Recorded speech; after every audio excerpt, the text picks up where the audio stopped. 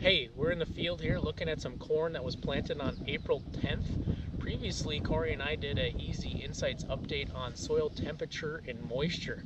So we wanted to come back and assess the field and look at soil moisture specifically because a lot of this corn went in wet. Wanted to see what we could find. So what I do when I look at soil moisture, especially as that corn's poking on the ground, is I like to dig up the whole furrow. So here you can see in my hand is the whole seed trench and furrow. And I know if it was planted too wet by if I can dig that furrow up and split it apart like this. So if I can dig that furrow up and split it apart like this, I know that I planted that seed too wet. And you can also see that that mesocotyl definitely has some issues as you're looking at the seed and how it germinated. You can also see that a lot of the root hairs on those radical roots, they kind of have that fuzzy look to them.